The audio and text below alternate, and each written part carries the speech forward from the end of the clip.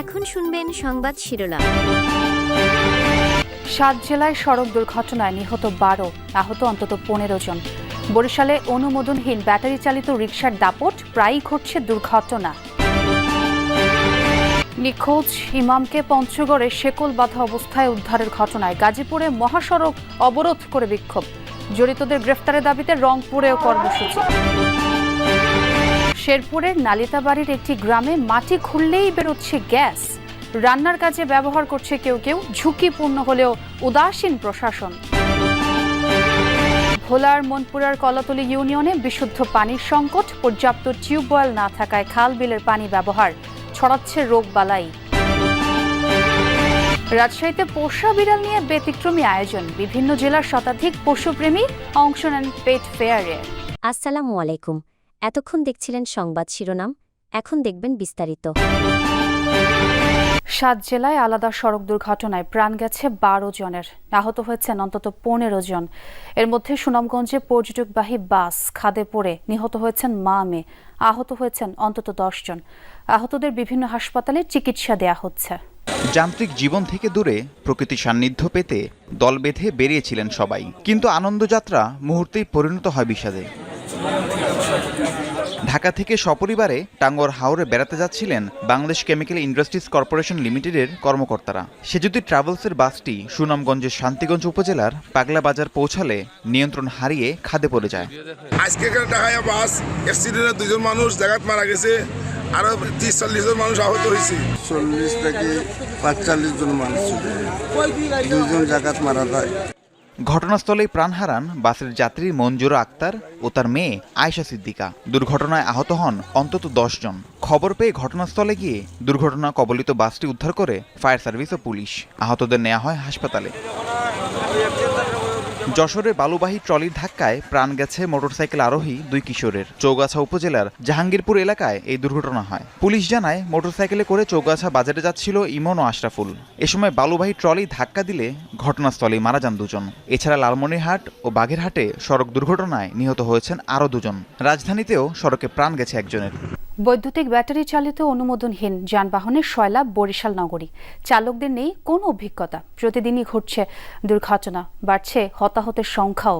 কর্তৃপক্ষ বলছে, অবৈধ যানবাহনের বিরুদ্ধে তৎপর তারা। যদিও সাধারণ মানুষের অভিযোগ, অবৈধ বাহন ও বেপরোয়া চালকদের নৈরাজ্যের বিপরীতে পুলিশ ও নগর প্রশাসনের তৎপরতা খুবই সীমিত। টঙ্গী থেকে নিখোঁজ ইমামকে পঞ্চগড়ে শেকল বাঁধা অবস্থায় উদ্ধারের ঘটনায় ঢাকা ময়মনসিংহ সড়ক অবরোধ করে বিক্ষোভ করেছেন মুসল্লিরা। জুমার নামাজের পর গাজীপুর টঙ্গীর বিভিন্ন মসজিদ থেকে মিছিল নিয়ে মহাসড়কে 1.5 ঘন্টার মতো অবস্থান নেন তারা। অভিযোগ করেন, বিটিসিএল TNT কলোনি জামে মসজিদের ইমাম মুহিবুল্লাহ মিয়াজি গত বুধবার সকালে বাসা থেকে হাঁটতে বের হয়ে অপহৃত হন। পরদিন পঞ্চগড় থেকে শেকল বাঁধা অবস্থায় তাকে উদ্ধার করা হয়। আন্দোলনকারীদের অভিযোগ, অখণ্ড ভারত ও ইসকনের পক্ষে তারা কথা বলে তাকে নানা সময় উড়ো চিঠি দেয়া হয়, না মানাতেই অপহরণ করা হয় বলেও দাবি করেন তারা। দ্রুত ঘটনার তদন্ত ও সুষ্ঠু বিচার দাবি করেন বিক্ষোভকারীরা। সামনের দরজা খুলে একজনের রুমাল না টিস্যু হাতে নিয়ে এবং মুখটা চাপিয়ে ধরছে, আর পিছন থেকে একজনে আমার এই অপারেশনের জায়গা পিছের আর কান সহ 3টা এমন জোরে জোরে থাপ্পড় দিছে, আমি আর সহ্য করতে পারি না, পড়িয়ে গেছি। খালি মারে আরও কত গালিগালাজ করে, কিন্তু মানে এমন ভাষায় কথা বলে যে ভাষাগুলি বাংলাদেশের কারো ভাষা না। এদিকে ইসকন নিষিদ্ধ ইমাম মুহিবুল্লাহকে গুমকারীদের বিরুদ্ধে ব্যবস্থা নেওয়ার দাবিতে রংপুরে সর্বস্তরের সচেতন মুসলিম সমাজের ব্যানারে বিক্ষোভ হয়েছে। জুমার নামাজের পর সদর মসজিদের সামনে থেকে মিছিল শুরু হয়। নগরীর বিভিন্ন সড়ক ঘুরে প্রেস ক্লাব চত্বরে এসে শেষ হয় মিছিলটি। এ সময় তারা বলেন, পরিকল্পিতভাবে দেশে বিশৃঙ্খলা তৈরির চেষ্টা চলছে।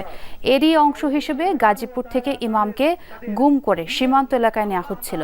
শেরপুরের নালিতাবাড়িতে মাটি খননেই বেরোচ্ছে প্রাকৃতিক গ্যাস। সেই গ্যাস দিয়ে আবার কয়েকটি পরিবার রান্নাও করছে। তবে এর মাঝেও রয়েছে এক আতঙ্ক। 10 থেকে 12 দিন ধরে মাটির নিচ থেকে গ্যাস বের হলেও প্রশাসনের কেউই খোঁজ নেয়নি। স্থানীয়দের নিরাপত্তা নিশ্চিত আর প্রাকৃতিক সম্পদের অনুসন্ধানের তাগিদ সকলের। খাবার পানির জন্য নলকূপ বসাতে খনন করা হয়েছিল মাটি। সেই গর্ত থেকে পানির বদলে বের হচ্ছে প্রাকৃতিক গ্যাস। নির্গত সেই গ্যাসে দিব্যি রান্নাবান্নাও করা যাচ্ছে। শেরপুর নালিতাবাড়ির পশ্চিম গাছকরা গ্রামে অন্তত 3টি স্থানে মাটি খোঁড়ার পর বের হচ্ছে এমন গ্যাস। গেল মঙ্গলবার গ্রামের কৃষক নূর মোহাম্মদ পানীয় জলের জন্য সাবমার্সিবল বোরিংয়ের কাজ শুরু করেন। 40 ফুট অতিক্রম করার পরই মাটির গভীর থেকে চাপ দেখা দেয়। পরে বুদবুদ শব্দে গর্ত থেকে বাতাস বের হতে থাকে। আগুন জ্বালালেই নিশ্চিত হওয়া যায় মাটির নিচে গ্যাসের উপস্থিতি। পাইপ মনে করেন উপরে তুললে আলা পরে মিস্ত্রির ডরায় তাড়াতাড়ি করে পাইপ তুললে আসে এখানে আর হবে না। এখানে না হইলে পরে 2 নম্বর জায়গা আছে ওই জায়গা তো একই অবস্থা হইতেছে। ওই বোর্ডিং থেকে আরো 20 ফুট ফাঁকে আর একটা বোর্ডিং করে সেম একই অবস্থা। সেখানে 50-60 ফুট নিচে যাওয়ার পরে আবার বড় করে গ্যাস ওড়া শুরু করে। 7-8 দিন ধরে আর কি এই চুলার মধ্যে আমরা রান্না বান্না করতেছি। এমনি মনে করুন কালকে ডালের বড়া বানাইছি, এমনি মাছ ভাজি করছি, ভাত রাঁধছি। এক কলসি বিশুদ্ধ পানির জন্য পাড়ি দিতে হয় 1.5 কিলোমিটার পথ। ভোলার মনপুরার কলাতলী ইউনিয়নের নারীদের এই সংগ্রাম প্রতিদিনকার। অনেকে আবার ব্যবহার করে নদী, খাল ও পুকুরের পানি, এতে ছড়াচ্ছে রোগবালাইও।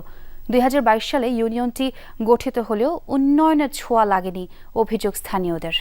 সবেমাত্র ফুটতে শুরু করেছে ভোরের আলো। এর মাঝেই ঘর থেকে বেরিয়েছেন ভোলার মনপুরার কলাতলী ইউনিয়নের নারীরা। সবার হাতেই কলস। নিজেদের বাসাবাড়িতে টিউবওয়েল না থাকায় ছুটতে হয় 1.5 কিলোমিটার দূরে বিশুদ্ধ পানির জন্য। উপজেলা থেকে বিচ্ছিন্ন ইউনিয়ন কলাতলী, বসবাস প্রায় 15,000 মানুষের, অথচ টিউবওয়েল মাত্র 180টি। বিশুদ্ধ পানির জন্য এখানকার নারীদের প্রতিদিন কাঁচা সড়কে ছুটতে হয় দূর দূরান্তে।